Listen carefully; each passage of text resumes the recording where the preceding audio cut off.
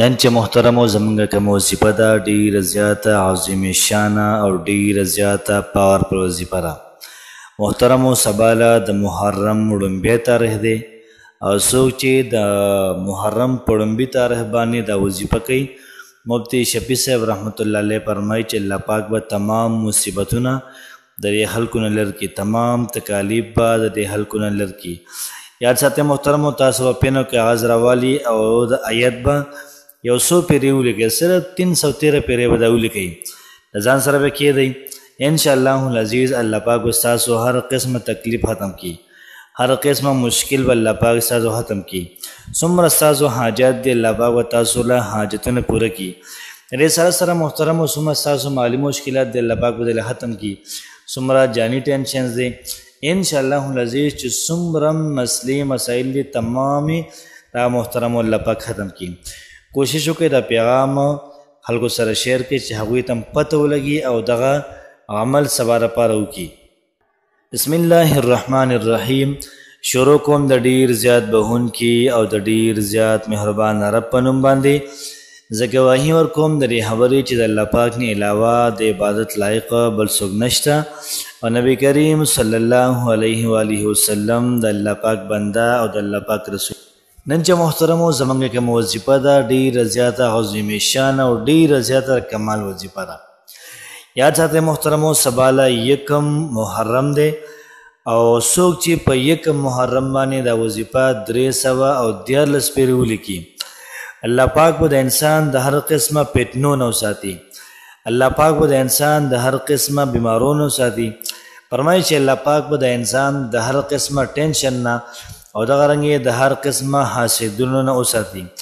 د هغه څه نه به الله پاک د انسان وساتي محترمو چې کوم څیز د انسان ته محترمو تکلیف ورکوي. یاد ساتئ چې څومره ستاسو حاجات دي تمام حاجات به الله پاک ستاسو پوره کوي، څومره مشکلات دي تمام مشکلات الله پاک به ستاسو ختموي.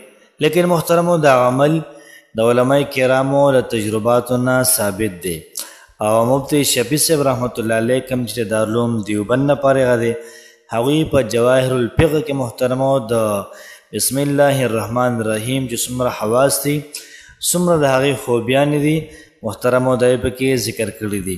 نو که تاسو هم غواړئ چې ستاسو نه مصیبتونه ختم شي، که تاسو هم غواړئ ستاسو پریشانۍ نه کمې شي، که تاسو هم غواړئ چې ستاسو څومره حاسدین دي دا کم شي، که تاسو هم دا غواړئ ستاسو حاجات پوره شي، نو دا وظیفه دا هم ستاسو لپاره ده.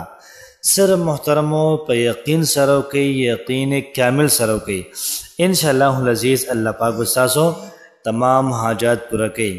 او نن ماښام چې محترمو تاسو کله میاشت وینئ د محرم الحرام میاشت هم لیدله نو په هغې باندې یو ویډیو موجود ده، پرون ما کړې وه، انشاءالله العزیز هغه وکئ او سبا له دا وکئ چې څومره محترمو ستاسو مسلې مسایل دي الله پاک به تمامي مسلې مسایل دا به ختم کړي. یاد ساتئ سبا چې کوم یکم تاریخ د محرم دی نو تاسو به کاغذ راوالئ، پین به راوالئ او په هغې باندې به 313 پیرې 314 پیرې تاسو په هغې باندې بسم الله الرحمن الرحیم دا به ولیکئ. یو پیره د ولیکو بسم الله الرحمن الرحیم، ورپسې به په دویم ځل بیا به ولیکئ، په دریم ځل بیا، څلورم ځل بیا، نو دا به تاسو ورسوئ 314 پیرې 313 پیرې دې ته به ورسوئ او بیا به کاغذ تاسو راوالئ او د ځان سره به کښېږدئ، بټوه کې به کښېږدئ یا کور کې چېرته المارۍ کې کښېږدئ، محفوظ مقام کې دا کښېږدئ. انشاءالله العزیز هر قسم مصیبت دا به تاسو نه تښتي، جادو به تاسو نه محترمو تښتي، دغه رنګې هر قسمه تعویضونه غلط څیز په تاسو باندې محترمو اثر نشي کولی. دومره پاورفل عظیم شان وظیفه ده، خو نن په خپله محترمو دا وظیفه وکئ، ویلیکئ او دغه رنګې ملګرو سره محترمو دا شیر کړئ چې هغوی مو لیکي. کوشش وکئ سبا لپاره نن د دې وظیفې نه سکرین شاټ والئ او سبا له انشاءالله د لیکلو چې کوم پروسس دی دا محترمو سبا له به ولیکئ. انشاءالله العزیز الله پاک نه کلک امید ساتم چې الله پاک ستاسو تمام حاجتونه پوره کړي، تمام مشکلات الله پاک ختم کړي او دغه رنګې محترمو د کاروبار حوالې سره څومره مسایل دي او الله پاک ختم کړي.